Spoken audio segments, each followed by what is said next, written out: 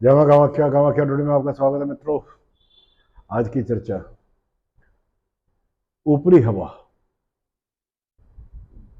नजर, नजर दोष, उस पे। मित्रों, प्राय सभी धर्म ग्रंथों में ऊपरी हवाओं के बारे में, नजर दोष के बारे में चर्चाएं अक्सर देखी गई है। यह है क्या? कुछ ग्रंथों ने तो इसको बुरी आत्मा तक कहा है, कुछ अन्य में इसको भूत प्रेत का नाम, कुछ ने इसको जिन की संज्ञा से भी बताया है। आइए हम देखते हैं कि ज्योतिष के आधार पर नजर दोष का जो विश्लेषण करते हैं आज की चर्चा में, ये नजर दोष ऊपरी हवा क्या है।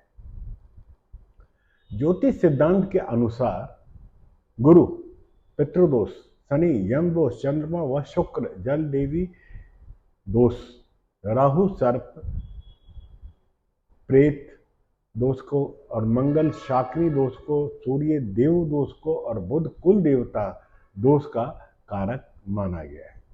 राहु, शनि व केतु को ऊपरी हवाओं का कारक ग्रह माना गया है।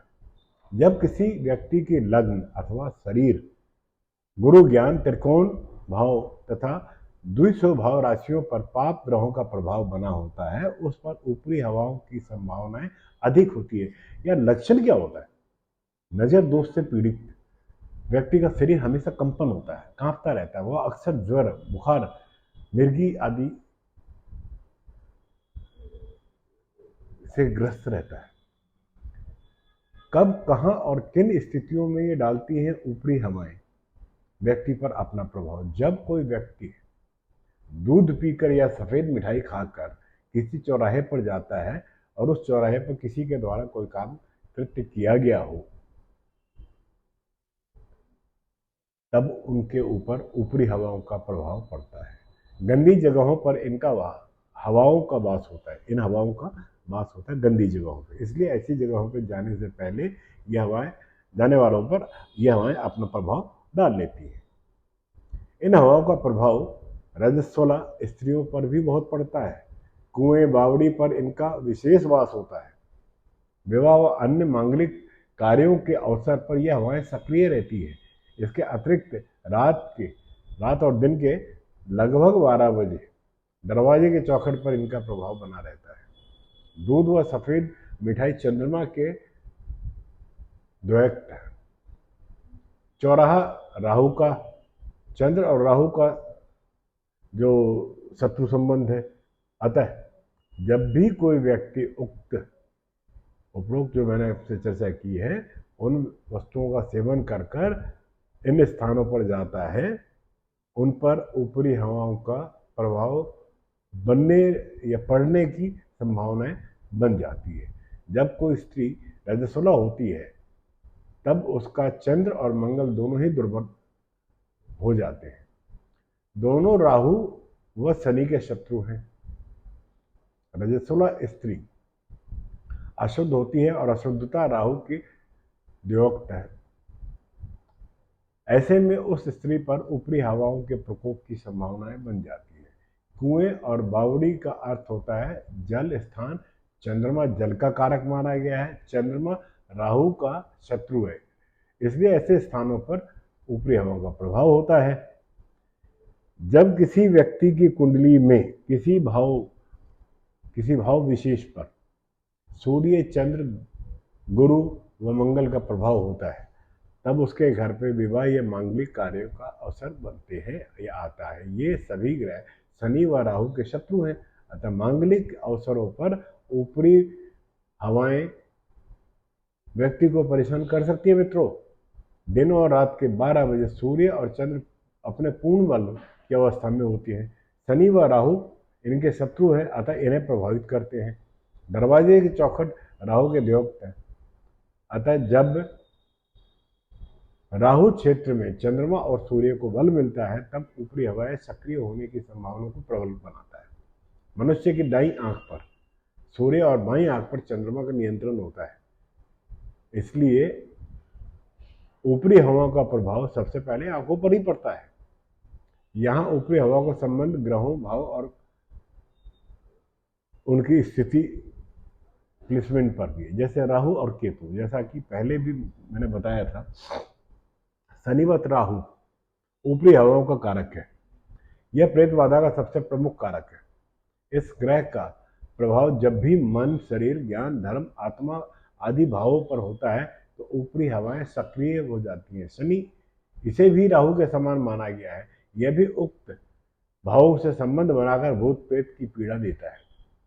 चंद्रमा मन पर जब पाप ग्रहों की जैसे राहु और शनि का दूषित प्रभाव होता है और अशुभ भाव में स्थित चंद्रमा बलहीन होता है, तब व्यक्ति पर भूत प्रेत पीड़ा से ग्रस्त होते हुए देखा गया है। गुरु सात्विक ग्रह है। शनि, राहु और केतु से संबंध होने पर यह दुर्बल हो जाता है। इसकी दुर्बल स्थिति में ऊपरी हवाएं या ऊपरी बाधाएं जातक पर अपना प्रभाव डालती है।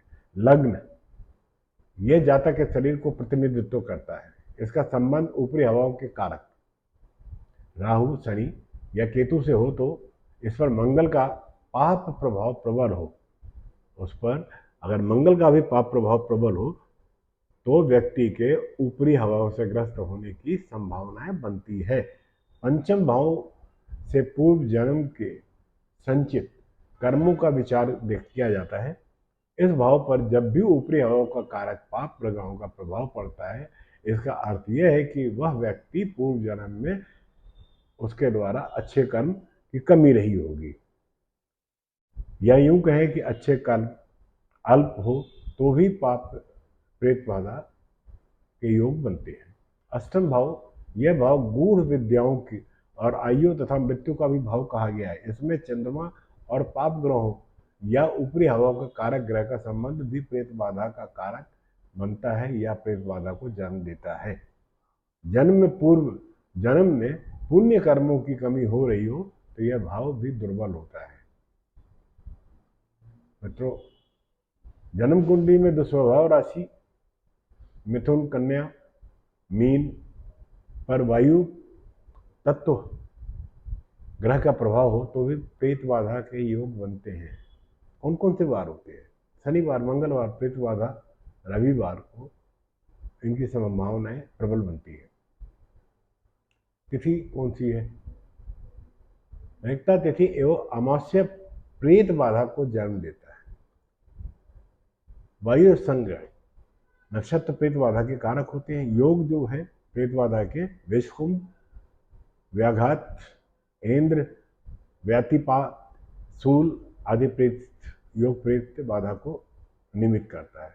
ये कारण कौन से है? विष्टि, किस्तुन और नाग कारणों के कारण व्यक्ति प्रेत बाधा से ग्रसित होता है। दशाएं कौन सी होती है? मुख्यतः शनि, राहु, अष्टमेश व राहु तथा केतु से पूर्णतः प्रभावित ग्रहों की दशांत अंतदशा में व्यक्ति के भूत प्रेत बाधाओं या ऊपरी बाधाओं से ग्रसित होने की संभावना बनती है। अब कौन सी युक्ति होती है साहब?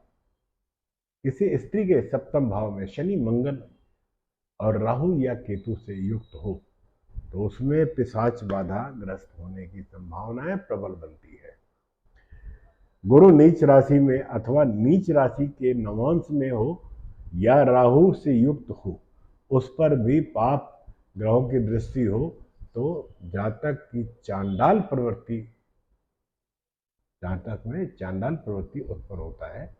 पंचम भाव में शनि का संबंध बने तो व्यक्ति प्रेत व क्षुद्र देवियों की भक्ति करने लगता है। ऊपरी भावों के कुछ और भी ज्योतिषी योग्य हैं, जैसे यदि लग्न, पंचम, षष्ठम, अष्टम और नवम भाव में राहु, केतु, शनि, मंगल, क्षीण चंद्रमा आदि का प्रभाव हो तो जातक के ऊपर नेगेटिव एनर्जी या ऊपरी हवाओं के ग्रस्त होने की संभावना अधिक बनती है। इन ग्रहों का अगर परस्पर संबंध हो तो भी जातक प्रेत बाधा से पीड़ित हो सकता है। यदि पंचम भाव में सूर्य शनि की युक्ति हो, सप्तम में चंद्रमा क्षीण हो तथा द्वादश में गुरु हो तो ऐसी स्थिति में भी व्यक्ति पर लगातार प्रेत बाधा का प्रताप बन सकता है या प्रेत बाधा का शिकार हो सकता है। यदि लग्न पर क्रूर ग्रहों की दृष्टि हो, लग्न निर्बल हो, लग्नेश पाप स्थान में हो अथवा राहु या केतु से युक्त हो, ऐसे जातकों पर जादू टोना का असर ज्यादा देखा गया है। लग्न में राहु हो के साथ चंद्रमा हो तथा त्रिकोण में मंगल, शनि या कोई अन्य क्रूर ग्रह हो तो जातक भूत प्रेत आदि से पीड़ित होता है। यदि सश्रेष्ठ लग्न में हो और लग्न निर्बल हो और उस पर मंगल की दृष्टि हो तो जातक जादू टोना टोटके से पीड़ित होता है। यदि लग्न पर किसी अन्य शुभ ग्रह की दृष्टि न हो तो जातक जादू टोने से पीड़ित होने की संभावना उस पर प्रबल बनती है। सश्रेष्ठ के सप्तम और दशम में स्थित होने पर भी जातक जादू टोने से पीड़ित हो सकता है। यदि लग्न में राहु, पंचम में शनि और अष्टम में गुरु हो तो जातक प्रेत श्राप से पीड़ित होता है। मित्रों, ऊपरी हवाओं के सरल उपाय या यूं कहें कि ऊपरी हवाओं से बचने के लिए, मुक्ति के लिए शास्त्रों में अनेक उपाय बताए गए हैं। अर्थवेद में इस हेतु कई मंत्रों और स्तुतियों का उल्लेख है। आयुर्वेद में भी इस हवाओं से मुक्ति के उपायों का विस्तार से वर्णन किया गया है। यहाँ पर कुछ सरल उपायों और प्रभावशाली उपायों पर हम चर्चा करते हैं। ऊपरी हवाओं से मुक्ति हेतु हनुमान चालीसा का पाठ, गायत्री का जप और हवन करना चाहिए। इसके अतिरिक्त अग्नि में लाल मिर्च जलाना चाहिए।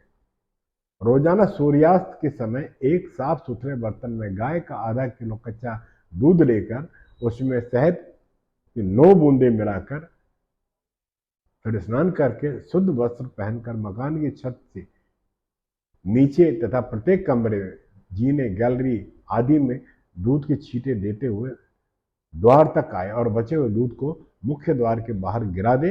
इस क्रिया से इष्ट देव का स्मरण करते रहे। यह क्रिया आपको निरंतर 21 दिनों तक करना होगा। 21 दिन तक नियमित करने से घर पर प्रभावी ऊपरी बाधाएं स्वतः दूर हो जाएंगी। रविवार को बांह पर काले धतूरे की जड़ बांध लें तो भी आपको ऊपरी हवाओं से मुक्ति मिलेगी। लहसुन के रस में हींग घोलकर आंख में डालने से या सुंघाने से पीड़ित व्यक्ति को ऊपरी बाधाओं से भी मुक्ति मिलती है। ऊपरी बाधाओं से अगर मुक्त होना हो तो मित्रों, कुछ मंत्र हैं, आप उसको निरंतर जप सकते हैं। उनमें से कुछ भी हम अभी आपको बताने जा रहा हूँ। ओम नमो भगवते रुद्राय नमः कोशेश्वस्य नमो ज्योति पंचगाय नमो रुद्राय नमो सिद्धि स्वाहा। इस मंत्र का जाप अगर निरंतर 9, 27, 54 या 108 बार करते हैं तो भी आपको लाभ होगा। घर के मुख्य द्वार के समीप श्वेत आंख, सफेद आंख का पौधा लगाएं। ये भी ऊपरी बाधाओं से आपको मुक्त रखेगा। उपले या लकड़ी के कोयले को जलाकर उसमें धूनी की विशिष्ट वस्तुएं डालें। उसमें से उत्पन्न होने वाली धुएं को पीड़ित व्यक्ति के सम्मुख अगर लेके जाते हैं तो यह क्रिया किसी ऐसे व्यक्ति से कराएं जो अनुभवी हो, जिसके पास पर्याप्त आत्मबल हो। प्रातःकाल बीज मंत्र क्लीम का उच्चारण करते हुए काली मिर्च के 9 दाने सिर पे से घुमाकर दक्षिण दिशा पे फेंक दें तो ऊपरी बाधाएं दूर हो जाती है। शनिवार को स्नान इत्यादि कर काले कपड़े की छोटी सी थैली में तुलसी के 8 पत्ते, 8 काली मिर्च और सहदेई की जड़ बांधकर गले में धारण करें तो नजर दोष बाधा से आपको मुक्ति मिलेगी।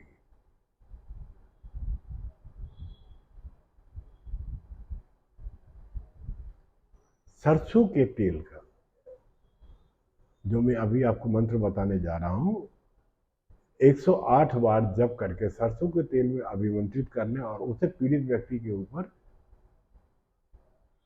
उसके शरीर पर मालिश करें तो पेट बाधा पीड़ा से मुक्त हो जाएगा। मंत्र है ओम नमो काली कपाला देही देही स्वाहा। ओम नमो काली कपाला देही देही स्वाहा। ओम नमो काली कपाला देही देही स्वाहा। अगर ऊपरी हवाएं शक्तिशाली होने की स्थिति में सावर मंत्रों का भी उपयोग या प्रयोग किया जा सकता है। प्रयोग से पूर्व इन मंत्रों का दीपावली की रात में या होलिका दहन के रात में जलती हुई होली के सामने या शमशान में एक माला का जप करके इसे सिद्ध करें। मैं यह जरूर बता देना चाहता हूँ इस चर्चा में, इसे सिद्ध करने के लिए जो भी करने जा रहा है इच्छुक साधकों के पास पर्याप्त आत्मबल होना चाहिए, अन्यथा हानि उठानी पड़ सकती है।